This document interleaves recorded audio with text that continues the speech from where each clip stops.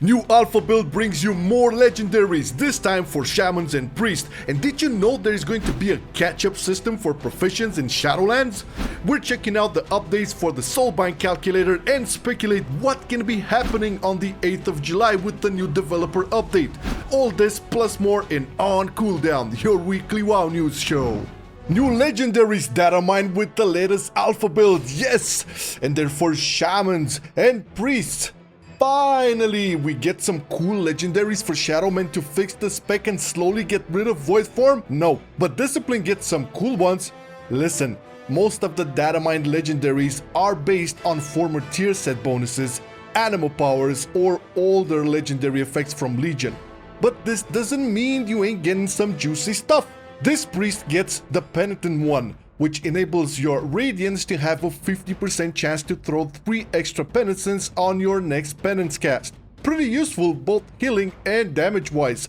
Not to mention the Crystalline Reflection, a legendary that will directly affect your shields, having them instantly heal for 30% of your spell power and also reflect 30% of the damage absorbed. Now, when looking at these legendaries, you have to keep in mind that Blizz wants you to obtain at least 1 or 2 of these really early on in the game, paired up with Covenants and Soulbinds so that you don't feel like in BFA where you needed traits, then essences, then corruptions to be able to play your spec. And all this means that a lot of tuning and iteration will go into them up until the launch of Shadowlands. Sadly, the legendaries data mined so far for Shadow do not really address the core issues of the spec. I mean, sure, you get cool stuff like Call to the Void, which is basically the old artifact trait that provided your Mind Flay a chance to spawn a Void Tendril that also casted Mind Flay on your target, generating 3 insanity per second. Pretty cool, but still nothing that affects Void Form. Holy Priest, on the other hand, also gets back a former artifact trait baked as a legendary in the form of Divine Image. This will have your Holy Ward spells get a chance to spawn a small Naru for 15 seconds that will cast similar spells to yours. Don't know if you remember this one in Legion, but it was pretty neat. And that's not all! Enhancement Shaman is getting a few cool options, one of which Witch Doctor's Wolf Bones will make it so you have a 5% increased chance of getting Maelstrom Weapon, and whenever you do, the cooldown of Feral Spirits is reduced by 2 seconds. We have seen and still have the mechanic of reducing the cooldown of your main offensives by playing properly, and most often than not, it would become a late game mechanic. Having wolves out more often is great since we already have a talent that affects it, hence a build can surface. Elemental has a similar one for Fire Elemental, but also has echoes of Great Sundering from the Legion Legendary, where consuming stacks of Fulmination with Earthshock has a chance to make your next Earthquake free. Clearly this sees uses only in AoE, and with this it's clear we will have encounter-specific legendaries that we will swap between. This clashes with the rotation, however, since you want to spam Chained Lightnings in situations where Earthquake will be good, hence no actual Fulmination stacks to play with. So at a glance, it doesn't seem the effect will work with how they are intending to design the spec. Now, Restoration is getting a bunch, and the one that should catch your eye is Earthen Harmony from an old tier set where Earth Shield healing is increased by 300% on low HP targets and Healing Wave adds stacks of it. This is cool because nobody takes the talent in PvE anyway, so if we get legendaries that can alter builds and incentivize using other talents, then this can become a breath of fresh air onto the game. Professions, your work outside work, where you work to escape work. Work. In Shadowlands, we will get Artifact Knowledge Tomes. Wait, what? I thought we left AP in BFA. No, we definitely did, dear viewer. No more artifact power. Animal power though? But in Shadowlands, we actually will have ways to catch up with professions, since we know for sure that the biggest issue you had with your profession is leveling it. No? Just me? Don't Don't get me wrong, this is a helpful addition, but hardly the one we needed, at least to an extent where they had to design it so early in the alpha. The most use I can see for this is not as a catch-up, but as a way to skip a few skill points that are difficult to rank up because of the materials, either their rarity or the lack of efficient quantity usage in crafting. Take current Expulsum level recipes as examples. If we could skip those few ranks where our only recipe that we could craft to rank up would be the one that requires such hard to obtain materials like Expulsum, then that'd be great. More so, because having to use super rare materials to create green quality stuff with no practical usage besides disenchanting or scrapping seems incredibly counterintuitive. Not that scrapping will be a thing in Shadowlands, confirmed at the very least. We have access to professions right now, but the entire game is still not unlocked. We can venture into the zones and collect materials, but if we will have mats that drop from mythic and dungeons, we won't know how rare they are until these dungeons and raids are opened, which will probably not be for at least another month. Thing is, I have yet to meet the player that cannot level his or her profession in the first few days of playing their character, or even in the first week or two, bringing the catch-up system value to a measly 1 or 2 tomes at the very most, aka not much value. Also, if you play an alt and leveling your profession is a goal, then you would most likely buy the mats necessary or farm them yourself. Otherwise, what's the point of your profession if you will just keep it not maxed for weeks and months at a time?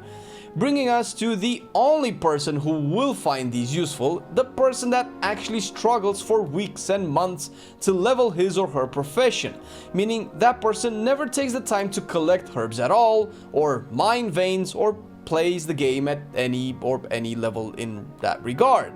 So for you, dear player, congrats! For the rest of the player base though, and I'll leave you to assume what percentage of the people that comes down to, this seems like a meh addition. Unless the ranking up of skills will be more arduous in Shadowlands for some reason. And if that's the case, please, oh please, make leveling professions matter and not just something you have to go through because that's how the game worked 15 years ago. Which actually it didn't, because crafting a low skill item was actually useful in helping you level and progress your character. Can't say the same for modern professions though. And today's comment of the day comes from Leon Baker, and he said, I know it's none of your birthdays, but I want to wish you both a happy birthday. Have a good one. Well, fuck it. In that case, Happy New Year! And Merry Christmas! And Happy Easter! Happy Thanksgiving! And Happy Mother's Day! Oh, you know I'm gonna call your mama to say that shit. So, don't know if you noticed World of Warcraft's YouTube channel, but, they have set up a premiere for the Shadowlands dev update coming on the 8th of July, and people are already over it, speculating and trash-talking Blizzard, you know, the usual. Now, both me and Flame had a lot of talks about what could possibly be announced or discussed in this dev update. You're probably wondering too, since we get a lot of information through all these alpha builds, but one thing you have to keep in mind, and this has been confirmed by Ian, is that what we get pushed to the alpha client are old builds for Blizzard, something they already patched together a month prior, so maybe, just maybe, we could be getting an open beta announcement paired up with an actual release date. If that is the case, you should be at least excited, because open beta means a lot more invites, and Lord knows we need all of you into here to properly test out dungeons, targets, and who knows, maybe even the first raid, since yeah, beta does come with that at some point eventually. But even so, with all this, making an event like this just to announce the beta and release date seems a bit of an overkill, doesn't it? Is that just me? There must be something more to show or talk about, and I'm truly hoping they finally bring solutions for Shadow Priests and Feral Druids, although they rarely ever do that in dev updates, you know, talking a lot about specific specs. You'd be right to think that maybe they will talk about them all, announcing it to be ready for testing in a future build, and what to expect, or perhaps a first glimpse on how we will forge our legendaries and actually test them, and get access to the first Soulbind. Hell, Flame was hoping for a new class announcement at some point, which you really wouldn't expect surely, but hey, we cannot kill the man's dreams, right? Don't know about you, but we are curious as fuck on how and what is to be announced. So, what are your predictions? What do you think they will announce and talk about on the 8th of July? In the comments, baby! Finally, we have some new things to look at. Yes! Look, because they cannot be accessed yet. With the graciousness of the data miners and Wowhead for updating their Soulbinds calculator, we now have more effects to look at. In case you missed the ball, Soulbinds are essentially talent trees for your companion slash bodyguard slash dude and dudette that you select to be a part of your daily Warcraft life once you have also chosen a covenant. Presumably, leveling, questing, clearing content will work towards unlocking these talents that will of course benefit you greatly. There are currently 12 Soulbinds announced, and from what the devs announced at BlizzCon as well, more will be added as Shadowlands gets new patches. Each covenant has 3 so far, and each Soulbind has different effects. There are always the generic options of stat buffs, increases and procs, but of course, that's not all. Some of the more interesting ones are actually interesting. We trashed the Kyrian Steward Owl thingy for being a glorified potion carrier. Well, now that potion can make you immune to curse, disease, poison, and bleed effects for 15 seconds. This might not seem amazing in PvE, although there are uses for that there, but in PvP it can shut down an assassination rogue's pressure on you and function as a defensive cooldown. The purpose of mentioning it is so you can get a clue as to how much these can affect the game. Forge-born Reveries from the Necrolord Bonesmith will make you fight for 10 seconds after dying at 50% reduction in damage and healing. This is actually really fucking cool. It looks like this is positioned as the last unlockable option, which is not surprising. Empowered Chrysalis from the Night Fade Dreamweaver will make 10% of the overhealing you do stay as an absorb shield on the target, and this shield can reach values up to 15% of the caster's health. This sounds like the Well of Existence mechanic, in that overhealing can create value and sustain. It's 10%, so you wouldn't want to spam it ever, but with high sustain tanks like Bearers and Blood Decays, it's easy to accidentally overheal when they already pop their own healing, and having that absorb is useful, especially if you can put that shield on them right before a pull to mitigate the first few hits that will usually truck tanks that require resource buildup to start mitigating. The last example I will make is Leisurely Gate from our very own Theotar from the Venthyr Covenant. This makes Door of Shadows instant, but with an extra 30-second cooldown. This is bonkers since Door is on a decently short 1-minute cooldown anyway for how powerful it is. If it didn't have a cast time. Wait, it doesn't anymore. Eee. This was probably the biggest and only weakness of the skill, and having it be instant will essentially be a blink you can target over terrain, so a leap not affected by line of sight. Ooh. Theotar is the man, I'm telling you. There are more really cool options which you can check in the Wowhead article below, and let us know which one's your favorite. Man, 2020 is kicking us really hard. Yep. It's not stopping. It's not stopping. Listen, guys, we normally don't do a lot of serious stuff, especially on cooldown, because you're already used to the quirky humor and stuff like that. We really debated on if we should tackle a bit this subject or not. We couldn't find the proper, I don't know, platform to talk about it, but I mean, there's no real segue that we can do, but I feel like respects have to be said. There's no two ways around it. Yeah, it's been obviously we're talking about Reckful passing, and rest in peace, Reckful, wherever you are. Hope you're in a better place. It's been devastating for the both of us, and pretty sure a lot of you and the whole WoW community has been saddened and shocked. And what I would like to say is that, like, Reckful was for me personally, one of the biggest inspirations as a PvP player in WoW, first of all. I think he was one of the first, if not the first player to reach 3K rating. His games back in Wrath of the Lich King and a little bit in Kata on Rogue were just amazing.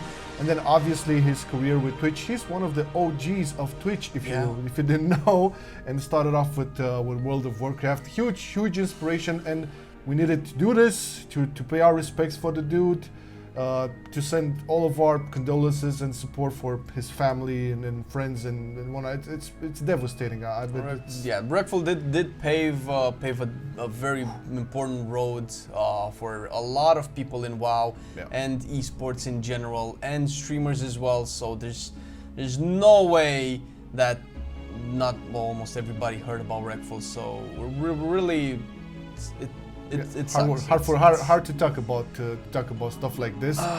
It's mental health. It's a real thing, guys. And again, we don't address this type of stuff on our platform. We don't necessarily always find it to be appropriate. But this time, like, if you ever felt in some way sad or afraid that you're having some, I don't know, risky thoughts. Anything that you would think that would make you weak to like acknowledge and realize. Don't be afraid. There's a lot of institutions and phone numbers. We're actually going to link a lot of like the phone numbers for a lot of countries in the description. Don't be afraid, and you're not alone. You're appreciated. You're loved, and you're also, like, if you're watching this, you're probably part of a super sweet community. Yeah. And you know, there's times like this when you realize being part of World of Warcraft community is like a super big thing. And just know we're like some sort of a weird online family. I mean, people are usually kinder than you would think and more receptive to help. So don't hesitate to reach to your closest gamer nerd friend and, you know, talk. Sometimes talking is very, very helpful. What we need. So once again, rest in peace, Byron. He did amazing things for the WoW community, for the streamer community, for the gaming community in general. Our biggest sympathies and support for his family, you know, everyone who was a fan. Sorry you have to do the outro like this, but it had to be done because we were both fans. We were both shocked for it. I guess that's it for today's On Cooldown. Thanks for watching, guys. Stay safe, and you know. Yeah, let's keep together in the gaming community that we want to develop and talk things out.